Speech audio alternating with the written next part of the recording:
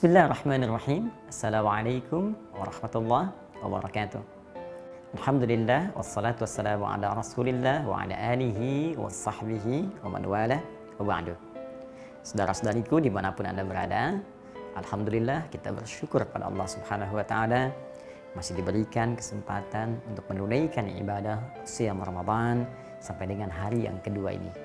Kita bermohon kepada Allah semoga seluruh ibadah yang telah kita tunaikan dari sejak kita mengawali siam Ramadan sampai hari ini berkenan diterima oleh Allah Subhanahu wa taala.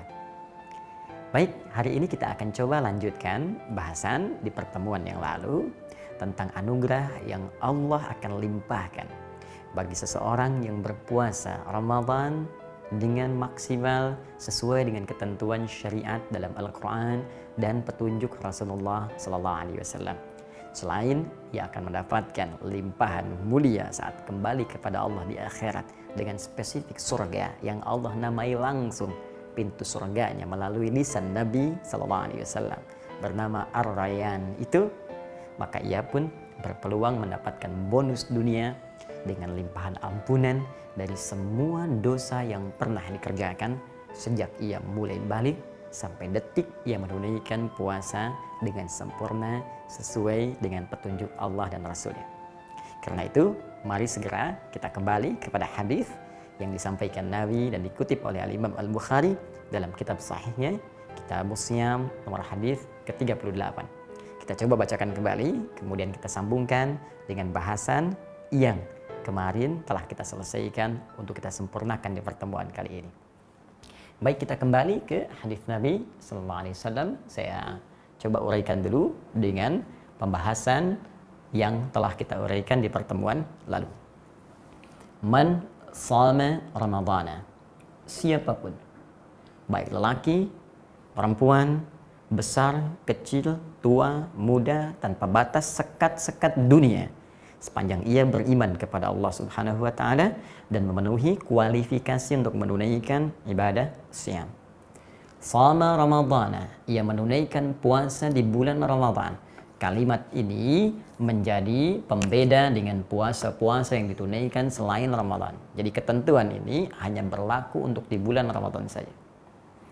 Imanan wahtisaban, ia tunaikan puasa di bulan Ramadan ini dengan penuh kekuatan iman yang diwujudkan dengan meningkatkan dan memperbanyak kualitas amal solehnya.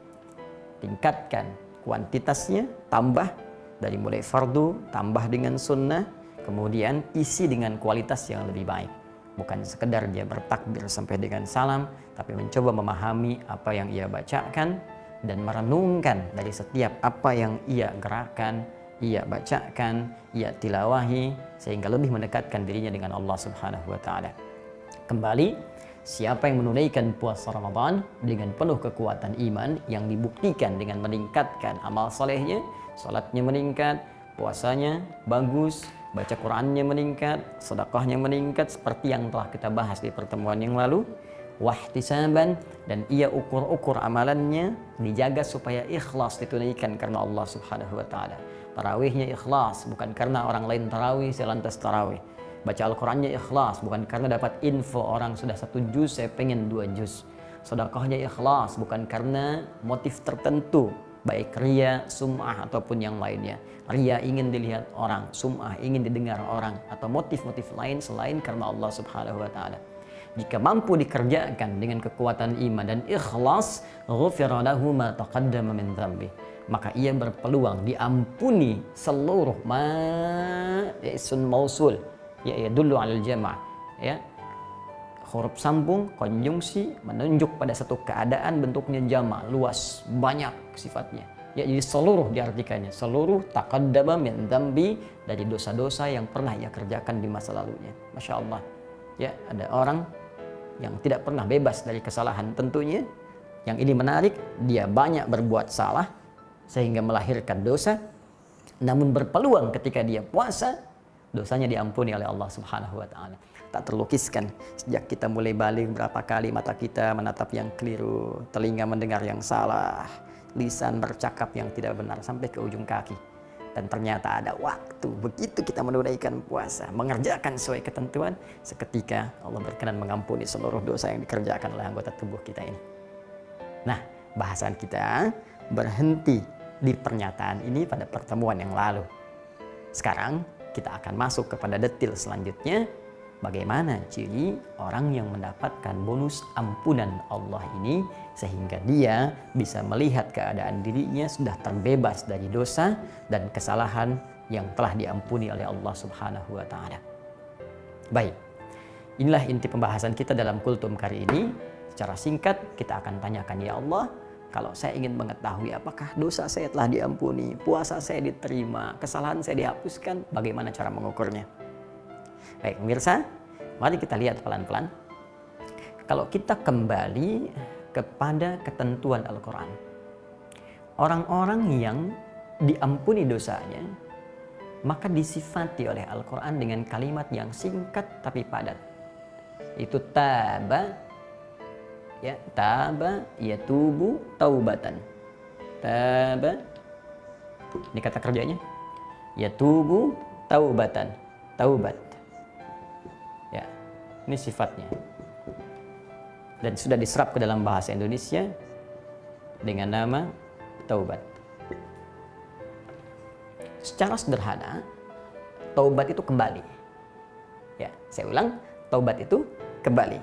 Jadi, kalau saya ilustrasikan begini, ketika Anda berjalan ke satu tujuan misalnya, ya, mohon maaf, Anda akan ke Bandung misalnya, ya, posisi dari Jakarta.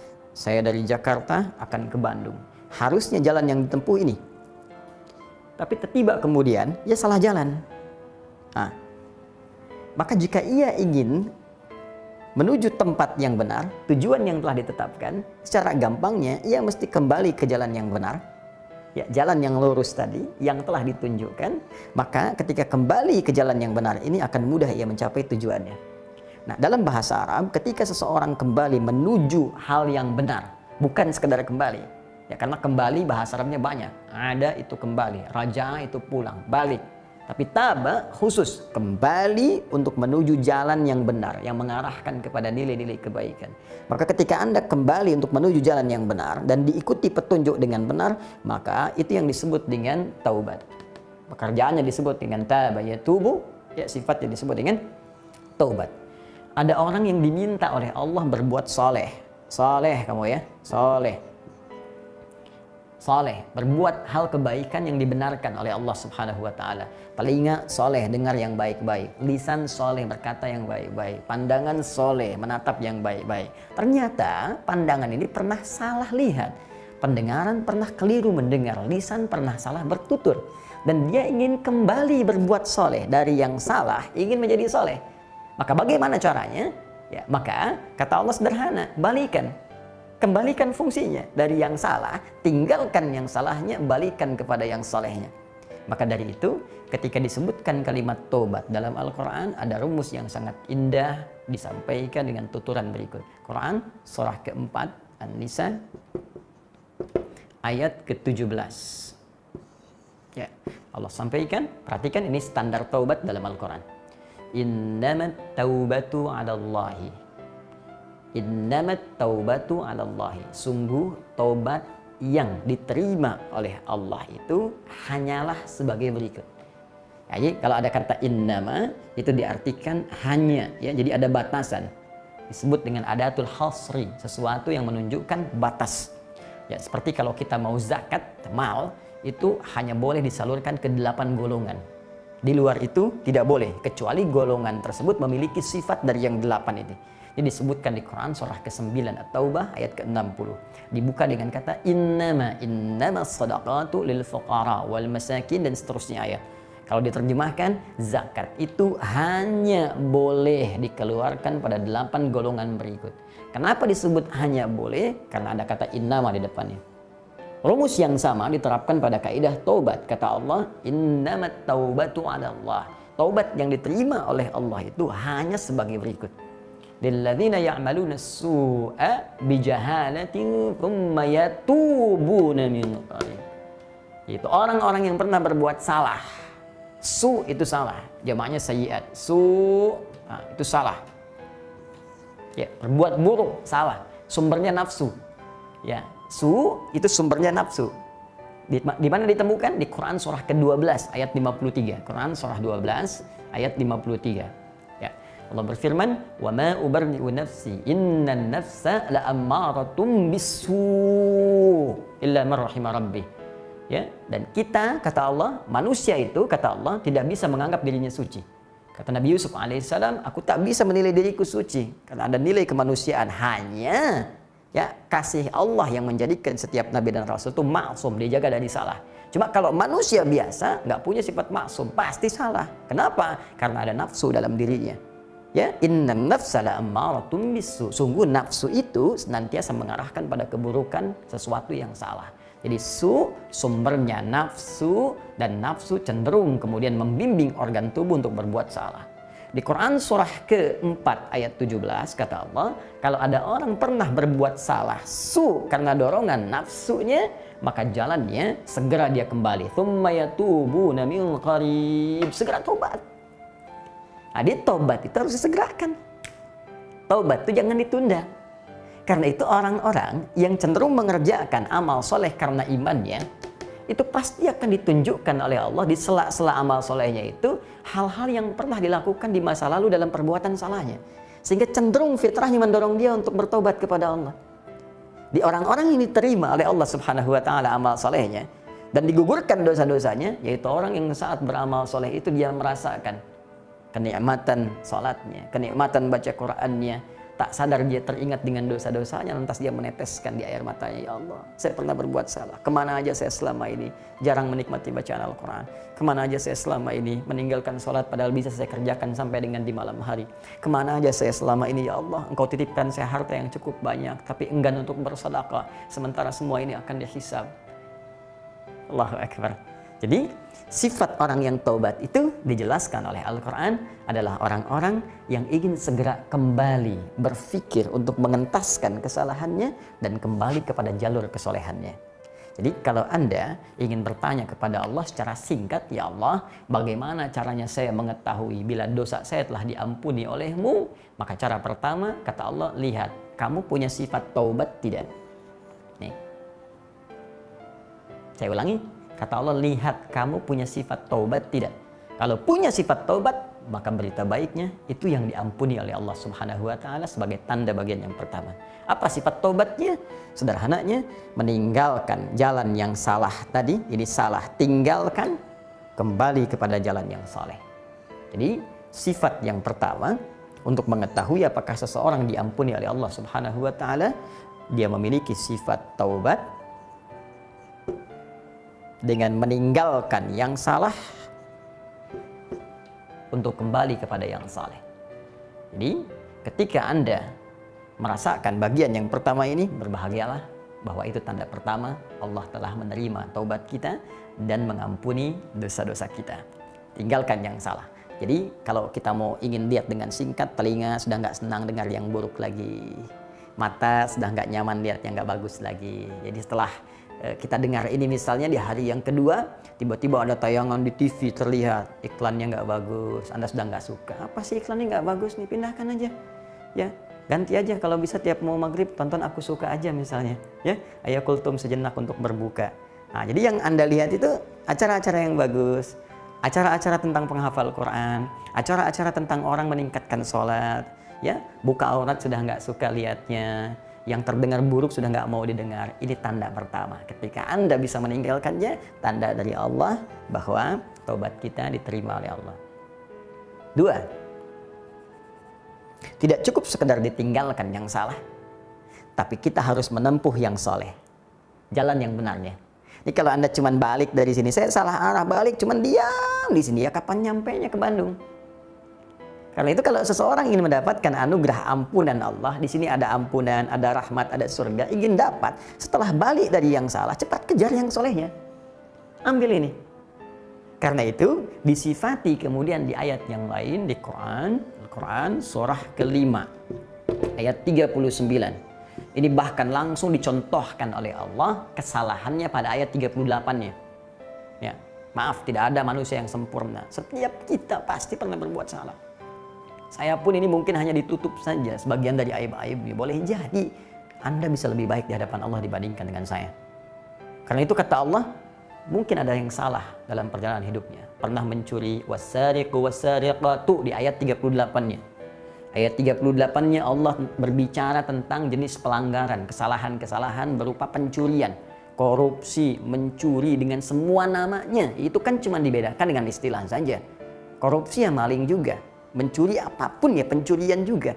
Kata Allah, wasariqu wasariqatu faqtu aydiyahuma jazaa'an bima kasaba nakalan minallah.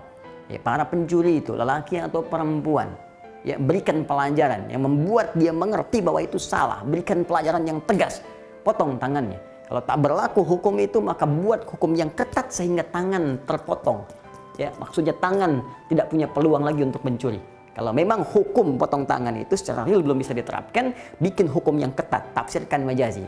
Seketat-ketatnya hukum supaya tangan terpotong untuk berbuat pencurian, untuk berbuat yang salah. Ya, naikkan hukumannya, kuatkan, tingkatkan ancamannya. Itu poinnya. Jadi kalau koruptor misalnya tahu kalau korupsi tembak mati nih, maka tangannya tidak akan tergerak misalnya untuk mencuri. Ya, demikian seterusnya. Tapi yang paling menarik, kata Allah tidak ada orang yang sempurna dalam hidupnya.